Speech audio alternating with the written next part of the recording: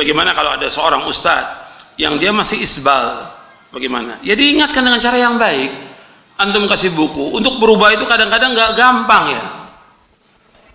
Karena dia kadang-kadang punya pemahaman bahwa isbal itu yang dilarang karena khuyala, karena sombong. Kalau nggak sombong nggak apa-apa. Dia perlu sabar memberikan keterangan dan nasihat. Waktu berubah, untuk berubah lama. Kalau antum pernah mengalami seperti itu, saya pernah nasihat di seorang ustadz lama. Untuk bisa berubah tuh lama.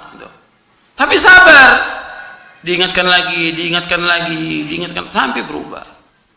Perlu waktu.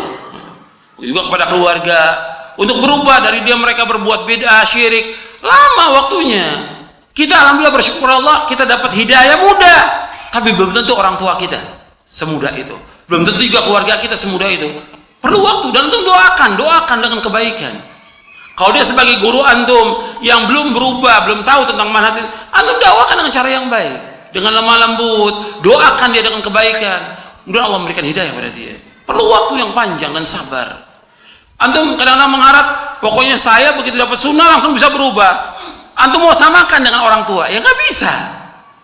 Antum mau samakan juga dengan kakak atau dengan, nggak bisa. Antum subhanallah diberikan oleh Allah kemudahan, diberikan hidayah, mudah untuk menerima. Tapi orang tua antum yang terdidik dengan bid'ah puluhan tahun untuk berubah, perlu waktu, perlu kesabaran.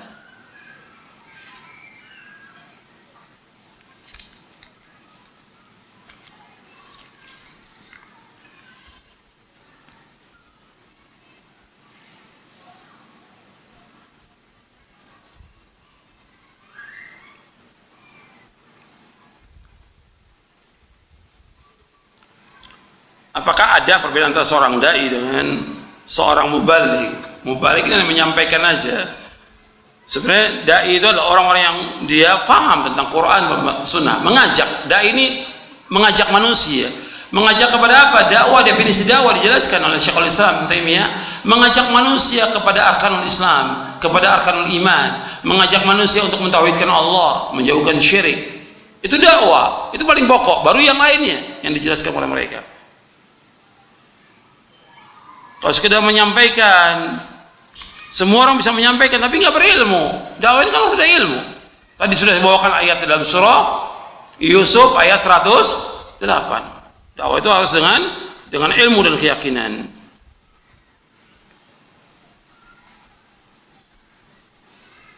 Bagaimana dakwah yang belum sampai kepada orang-orang yang jauh dari Islam?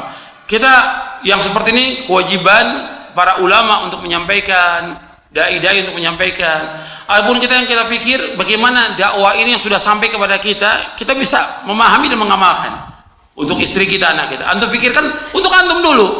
Adapun yang jauh sudah Allah nggak akan mengadab mereka kalau belum sampai apa?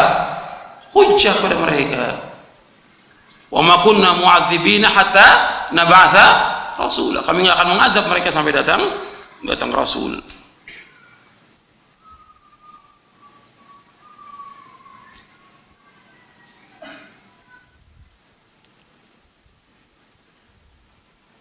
Mohon nasihat kalau seandainya saya kelak menjadi presiden Indonesia. La haula wala quwwata illa billah. Ini yang nanya mikir apa enggak ini? Antum menghayal apa? Allah musta'an. Ini masalah jabatan, masalah kedudukan, masalah harta, ini masalah keduniaan yang manusia memperebutkan itu. Kedudukan, jabatan, semua orang ingin kedudukan, jabatan itu. Dan ini akan membinasakan manusia.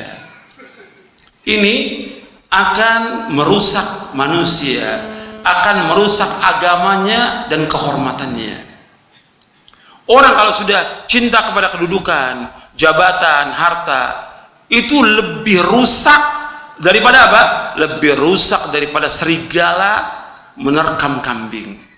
Dalam hadis yang sahih yang diriwayatkan oleh Imam Ahmad dan Imam At-Tirmidzi, Nabi bersabda, "Madibani ja'i'ani ursila fi ghadamin bi'afsadaha min hirsil mar'i alal mali wa syaraf lidinihi. Kata Nabi, dua serigala yang dilepas di tengah-tengah sekumpulan kambing tidaklah lebih merusak daripada ketamakan manusia kepada harta dan kedudukan yang merusak agamanya. Antum perhatikan, kedudukan, harta itu akan merusak orang. Jabatan akan merusak. Jangan antum menghayal. Justru riasa ini, bahkan Syekhul Islam Ibnu Taimiyah di dalam kitabnya Majmu' Fatawa menyebutkan bahwa kerusakan alam semesta disebabkan hubur riasa, cinta kepada kepemimpinan. Kita sekarang sebagai hamba Allah, bagaimana kita dudukan diri kita sebagai hamba Allah, ibadah kepada Allah, bukan jadi pemimpin. Nabi SAW ketika ditawarkan tentang dunia, kedudukan, Nabi nggak mau. Nabi ingin jadi hamba Allah seperti biasa. Harta ditawarkan, Nabi nggak mau. Bukan nggak boleh orang itu kaya, boleh, tapi ingat itu fitnah. Apalagi kedudukan, antum bisa nanti berhukum. Jadi RT aja antum belum bisa berhukum dengan hukum Islam. Jadi RW, jadi lurah belum bisa. Bagaimana jadi presiden? Apa nggak berat nanti hukuman di akhirat? Ya. Sekarang yang paling penting, antum jadi imam dulu untuk keluarga antum. Bagaimana antum jadi imam? Kan doa kita, Rabbana hablana min azwajina wa dhurriyyatina qurrata a'yun waj'alna lil muttaqina. Antum udah jadi pun imam bagi orang yang bertakwa di rumah tangga antum. Sudah belum? Harus jadi imam. Kita harus ajak istri kita ke sorga, anak kita ke sorga, mantu kita ke sorga, cucu kita ke sorga. Ajak saudara kita ke sorga. Allah berfirman, ya ayyuhalladzina amanu qu anfusakum wa ahlikum nar. Wahai yang beriman, jaga diri kamu, keluarga kamu. Jaga dengan apa? Dengan mengajarkan kebaikan kepada mereka, menyuruh mereka untuk takwa, jauhkan mereka dari perbuatan yang membawa neraka. Kata Ali bin Abi Thalib, alimu anfusakum wa ahlikumul khaira wa adibuhum. Ajarkan kebaikan kepada diri kamu dan keluarga kamu, dan ajarkan adab kepada mereka. Jadi antum bagaimana jadi pemimpin dalam rumah tangga? Sekarang banyak orang nggak jadi pemimpin dalam rumah tangga, gimana mau jadi presiden? Ini khayal. Seperti kita tegakkan khilafah, ini para penghayal.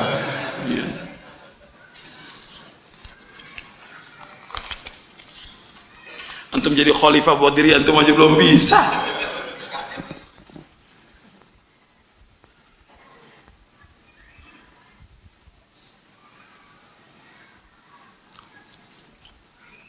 Antum tanya pertanyaan yang berkaitan dengan materi itu lebih manfaat.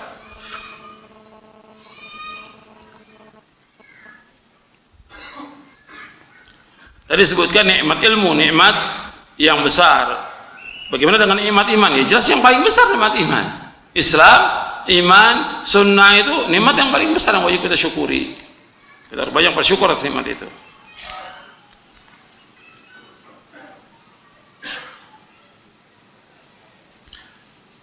Bagaimana kita berbuat baik kepada orang tua?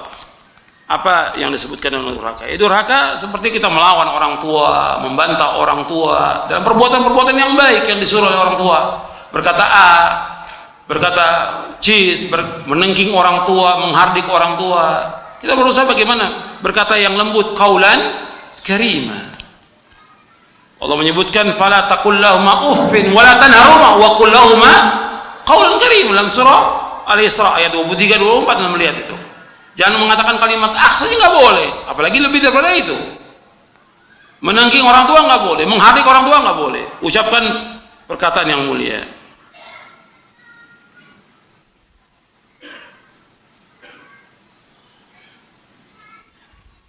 Bagaimana tentang tadi disebutkan tentang berhukum dengan selain hukum Islam?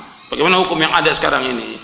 Ya kita sekarang belum berhukum dengan hukum Islam yang ada di negara kita. Kita nggak mengkafirkan, tidak, sama sekali tidak. Karena banyak orang-orang yang jahil yang nggak ngerti tentang agama. Karena bagaimana pelaksanaan hukum Islam? Kalau hukum Islam, perhatikan, yang melaksanakan itu kewajiban pemerintah saja atau semua kaum muslimin? Melaksanakan hukum Islam, semuanya. Kalau mereka wajib, kita juga wajib. Nah sekarang sudah belum kita tegakkan hukum Islam untuk diri kita? untuk istri kita, untuk anak kita. Kita mulai menegakkan hukum itu. Jadi jangan kita bawa ayat wa malam yahkum bima anzalallahu fa ulaikumul kafirun langsung dituduhkan kepada ulil amri. Kita nggak dituduhkan juga. Kan kita harus melaksanakan hukum Islam. Nah, sekarang belum terlaksana. Bagaimana supaya bisa terlaksana? Perlu sabar dan waktu yang panjang. Pembinaan dulu. Membina umat ini di atas akidah yang benar, pemahaman yang benar, tauhid yang benar untuk diri kita, istri kita, anak kita. Perlu waktu dan panjang, lama waktunya. Nggak bisa kita istijal, nggak bisa. Saya pikir cukup sampai di sini. Kurang lebihnya saya mohon maaf. Mudah-mudahan bermanfaat untuk saya dan untuk antum sekalian. Dan kita bersyukur kepada Allah dan terima kasih kepada semua yang hadir, juga kepada panitia, meskipun sederhana di pondok ini, tapi mudah-mudahan bermanfaat untuk kita semuanya. Kurang lebihnya saya mohon maaf. Mudah-mudahan bermanfaat dan kita mendapatkan keberkahan. Allah memberikan istiqamah di atas Islam dan sunnah sampai kita wafat. Wassallallahu Nabi Muhammadin sallallahu alaihi wasallam. Subhanallahi wa bihamdik, asyhadu an la ilaha illa anta astaghfiruka wa atubu ilaik. Assalamualaikum warahmatullahi wabarakatuh.